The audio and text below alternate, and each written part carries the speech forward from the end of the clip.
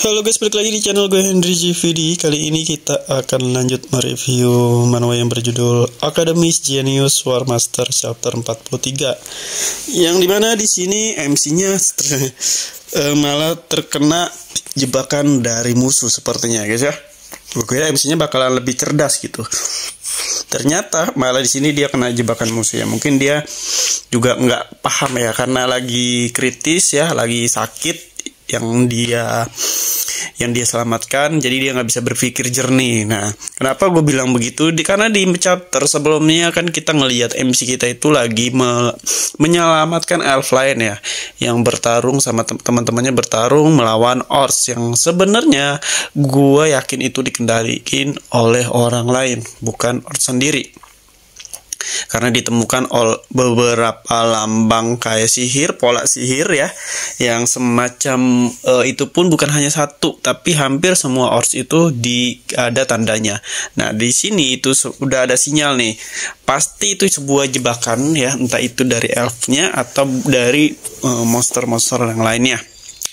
Tapi di sini kesalahan MC itu malah langsung membawa si cewek elf yang dia selamatkan ya. Di sebelumnya dia ketemu di situ, dia selamatkan, dia sembuhin ya. Dan si binatang yang kecil itu pun nggak mampu buat menyembuhkan si elf ini. Nah, di sini pun udah ada kayak clue kalau elf ini berbeda dari elf yang lain ya, dan entah itu dari Sarantai deh, kita bandingkan yang dari Sarantai yang ada di kuil lah ya. Kalau di kuil pasti bisa ya disembuhin. Nah, kenapa elf ini nggak bisa disembuhin sama si binatangnya si MC kita ya, si Ronan? Karena elf ini ya itu sepertinya ini hanya asumsi gue aja. Kalau gue lihat dari chapter sebelumnya, ini sepertinya elf yang jahat itu tuh yang gue gambar sebelumnya tuh, yang di video sebelumnya. Nah, ini dia nih, sepertinya dia menyamar ya menjadi elf lain untuk biar bisa masuk ke kuil atau ke tempatnya si Sarante ya, atau Saranta, gue lupa namanya. Nah, ini hanya asumsi ya, karena takutnya ini benar-benar ya itu villain yang menyamar aja. Nah, itu dari clue-nya soalnya dari pas nyelamatin elf ini udah ada tanda-tandanya guys, seperti tanda sihir dari Ors ya. Terus nggak masuk akal aja gitu, apalagi si binatang kecil ini bisa nggak bisa ibaratnya ngasih penyembuhan ke elf ini nih. Nah, berarti badannya atau kemungkinan dari tubuh elf ini tuh udah auranya tuh udah terlibat dengan kekuatan gelap ya, kekuatan gelap yang sulit untuk sama si binatang kecil ini untuk saling kayak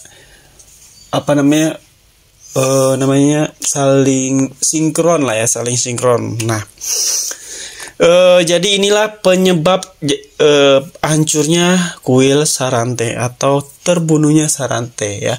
Yang di awal kan udah ada bayangan tuh masa depan ya.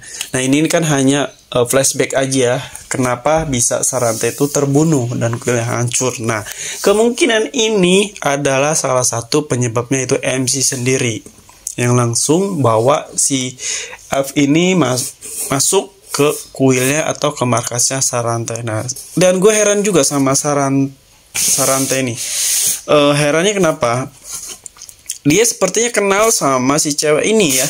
Gue nggak tahu kenapa sepertinya si elf ini yang villain ini yang menyamar menjadi kenalannya si Sarante, atau emang elf ini dulu wujudnya tuh bukan wujud aslinya itu ya ini wanita ini, sebelum ke wujud yang rambut putih yang udah jadi kayak drag gitulah ibaratnya, yang udah kekuatan yang gelap. Kita masih belum nemu nih titiknya nih ya, karena di akhir chapter kemarin gue ngelihat si Sarante itu manggil si elf ini sebuah nama yang emang kenal dekat sepertinya sama Sarante ya, bukan hanya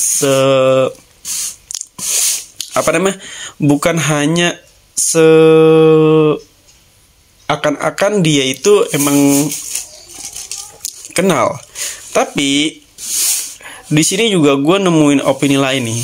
Kalau emang cewek ini bisa aja ya, elf ini bisa aja bukan penyamaran atau bukan villain yang gue gambar yang kemarin ilustrasinya tuh ya, yang rambut putih.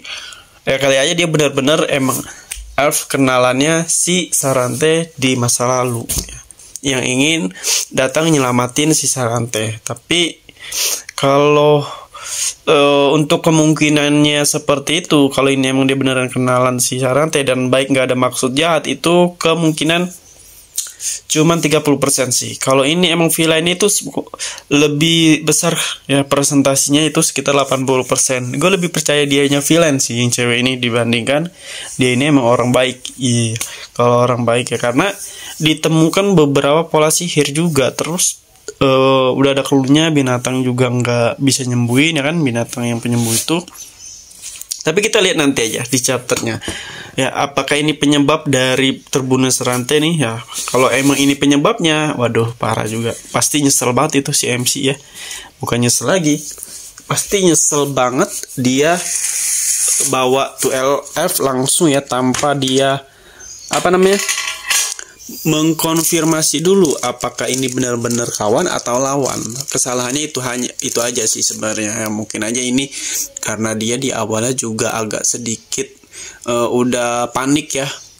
Elfnya itu pertama nggak bisa disembuhin sama si monster kecilnya si MC ya. Terus kemungkinan yang lain juga sulit untuk nyembuhin dia, makanya dibawa langsung lah ke Sarante. Apalagi dia ngedengar Sarante dalam bahaya ya, yang dia tahu Sarante itu kan baik banget ya, nolongin dia, ngasih tahu tentang kutukan, pengobatan, dan bantu ngelatih teman-temannya yang lain. Nah di sini bakalan, tapi kalau emang bener licik juga ya si Elf ini, pinter gitu, cerdas. Gue kira tuh di awal tuh dia pengen nerobos paksa gitu sama monster-monsternya buat ngelawan Sarante. Ternyata malah dia menyamar ya. Yang gue nggak habis pikir tuh sebenarnya tuh kalau emang bener ini villainnya tuh, si F ini tahu dari mana ya kalau si MC ini pernah masuk ke kuilnya si Sarante. Terus apalagi ya, terus kenapa dia tahu kalau si MC ini kenalannya Sarante? Itu sih yang gue masih bingung. Apakah ada pengkhianat di dalam teman-teman MC? Tapi nggak mungkin ya, nggak mungkin. Atau emang si F ini nih tahu sendiri dari jejak-jejak mana ya, dari jejak-jejak dari manusia-manusia ini.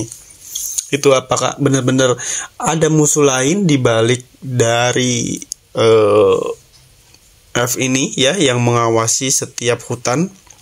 Gue belum tahu tuh, belum ketemu titiknya. Tapi kalau ini villainnya sih gue agak sedikit percaya. Oke, nanti akan kita ngeliat nih pertarungan antara Elf ya, antara Elf dengan Sarante dengan MC ini bertiga, karena teman-temannya yang lain masih di luar markas, masih di luar